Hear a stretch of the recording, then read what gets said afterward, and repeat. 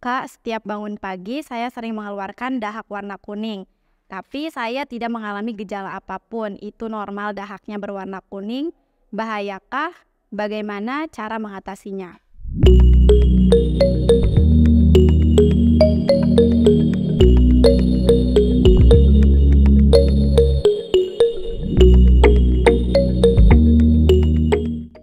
Hai sahabat sehat, berjumpa lagi dengan Minmo. Di video kali ini Minmo mau bacain salah satu pertanyaan dari sahabat sehat. Oke, Minmo langsung bacain pertanyaannya. Kak, setiap bangun pagi saya sering mengeluarkan dahak warna kuning. Tapi saya tidak mengalami gejala apapun. Itu normal dahaknya berwarna kuning. Bahayakah? Bagaimana cara mengatasinya? Oke, terima kasih ya Kak untuk pertanyaannya. Jadi, batuk berdahak di pagi hari adalah kondisi yang cukup umum ditemukan. Meski terkesan enteng, keadaan ini tetap harus diwaspadai ya sahabat sehat, karena berpotensi berbahaya jika tidak segera diatasi. Dahak merupakan lendir yang dikeluarkan karena produksinya berlebihan. Pada umumnya, dahak pada tenggorokan tidak berlebih dan tidak berwarna, sehingga bila mengalami adanya dahak warna kuning perlu dicurigai. Misalnya akibat terjadi sinusitis atau infeksi rongga sinus yang dapat disertai gejala flu, demam, kemudian mengalami infeksi pada saluran bronkus, kemudian mengalami alergi, mengalami asam lambung naik, dan sebagainya. Nah, saat kakak tidur, dahak itu dapat terkumpul di saluran pernapasan. Oleh karena itu, ketika terbangun di pagi hari, dahak mulai pecah dan memicu munculnya batuk. Batuk berdahak di pagi hari umumnya dikarenakan terjadi penumpukan lendir di saluran pernapasan ketika malam. Nah, kondisi ini tuh biasanya dipengaruhi oleh gangguan kesehatan. Dan ada beberapa gangguan kesehatan yang bisa menjadi penyebab dahak atau batuk di pagi hari, yaitu yang pertama reflux asam lambung atau GERD. Jika kakak mengalami penyakit GERD, asam di perut itu dapat naik ke kerongkongan dengan mudah, apalagi ketika kakak tertidur. Hal ini dapat menyebabkan iritasi tenggorokan dan postnasal drip, sehingga turut mencetuskan batuk berdahak pada pagi hari. Yang kedua, alergi.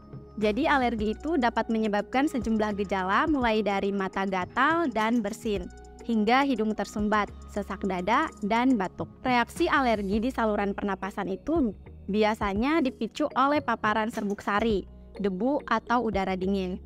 Yang ketiga, seiring dengan gejala lainnya, asma juga bisa membuat kakak mengalami batuk berdahak. Nah, jika kakak adalah penderita asma yang mengalami batuk berdahak di pagi hari, hal tersebut bukanlah sesuatu yang mengkhawatirkan.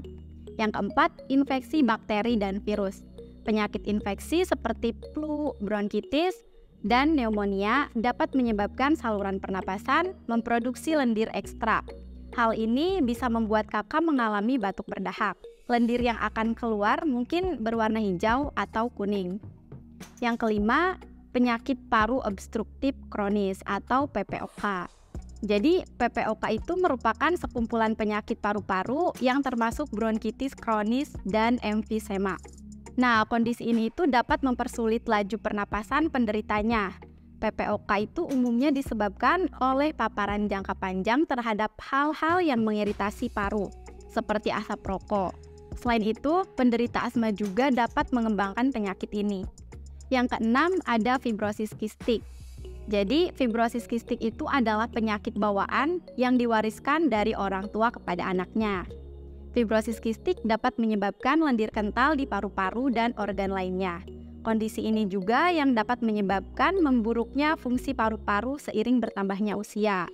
Oleh karena itu, orang dengan fibrosis kistik sering mengalami batuk berdahak, baik di pagi hari maupun waktu-waktu lainnya. Nah, sekarang kakak udah tahu apa saja penyebab batuk berdahak di pagi hari ya. Lalu bagaimana sih cara untuk mengatasi dahak yang berwarna kuning? Jadi untuk cara yang pertama itu perbanyak minum air hangat di pagi hari. Yang kedua, kumur dengan air garam. Yang ketiga, batasi memiliki alergi dingin, maka usahakan selalu pakai yang hangat dan tambahkan balsam atau minyak kayu putih.